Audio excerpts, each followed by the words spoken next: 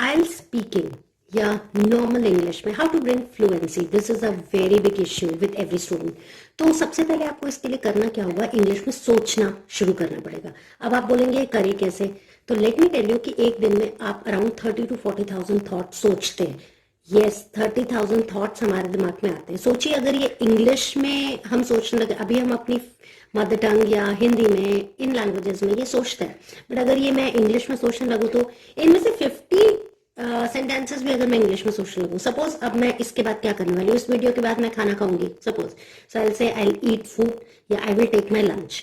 ठीक है, तो आप जब ये सेंटेंस बोलेंगे या शाम को मुझे मार्केट जाना है, so I have to go to the market in the evening, या मैं मार्केट जाऊंगी so I will go to the market. तो जब आप ये बोलेंगे तब आपको ये समझ में आ जाएगा कि मुझे इसके बाद ये करना है, तो मैं फ्यूचर टेंस की बात कर रही हूँ। जैसे सेंटेंस में लास्ट में आ गया मैं खाना खाऊंगी, so it is future tense.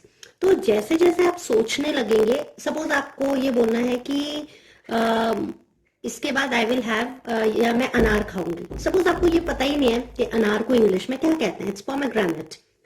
सो आप उसे सर्च करेंगे, तो gradually it will help you.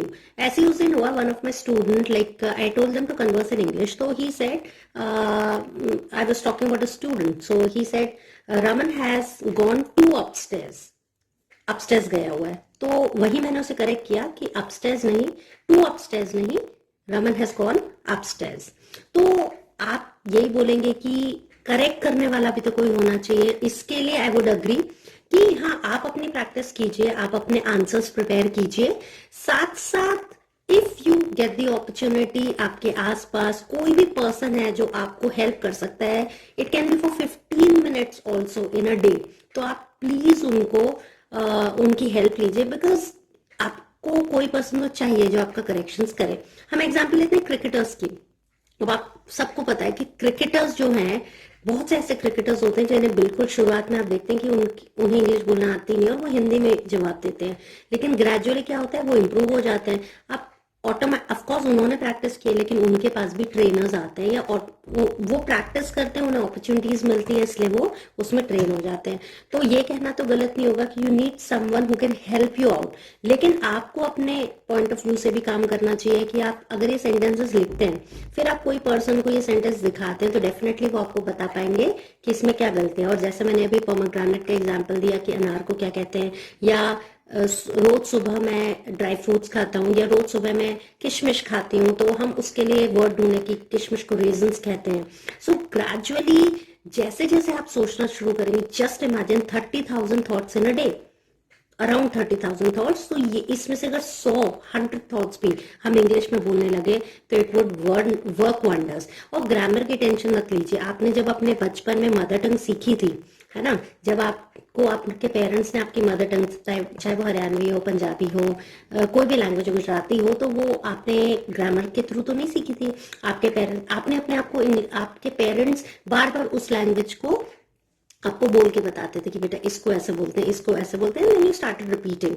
और अगर आप कुछ गलत बोलते थे तो आपके पेरेंट्स आपको समझाते थे, इसको ये नहीं ये बोलते हैं। सो यही बात हो गई कि पहले खुद ट्राई करेंगे, अपने आप को इंग्लिश से सराउंड भी करिए, इंग्लिश मूवीज देखिए। ऐसा भी कर सकते हैं, कोई हिंदी मूवी जो आपने पहले देखी हो, फिर वो अगर इंग्लिश में डब्ड है और वहां सब टाइटल्स आ रहे हैं, तो Hindi movie dubbed in English या Punjabi movie dubbed in English, तो आपको वो और ज्यादा समझ में आएगी, यू विल एंजॉय इट।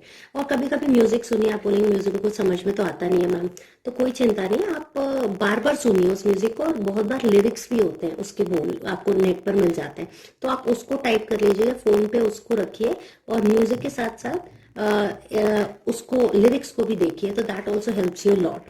तो इस तरह का कॉम्बिनेशन, आप कोई भी 2 टॉपिक डेली अपनी डायरी एंट्री भी कीजिए, that also helps a lot. Diary entry helps you a lot. आपका आज के दिन में क्या हुआ, क्या अच्छा हुआ, क्या बुरा हुआ, आपके गोल्स, कल आप क्या करने वाले हैं।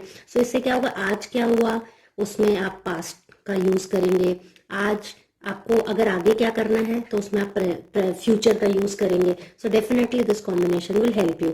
हाँ, ये तो है कि बिना बोले इंग्लिश ठीक नहीं हो सकती, लेकिन हाँ, ग्रामर बिना आए फ्लुएंसी इंप्रूव हो सकती है, बिकॉज बार बार बोलने से ग्रामर ऑटोमेटिकली, वैसे भी जब आप इंग्लिश बोलते हैं ग्रामर सोच के नहीं बोलते हैं, इजंट इट, आप बोल देते हैं, तो इम्प्रूवमेंट तो फ्लुएंसी से आएगा। और फ्लुएंसी इंग्लिश में सोचने से आएगी और इंग्लिश में बोलने से आएगी. So please try that. Thank you.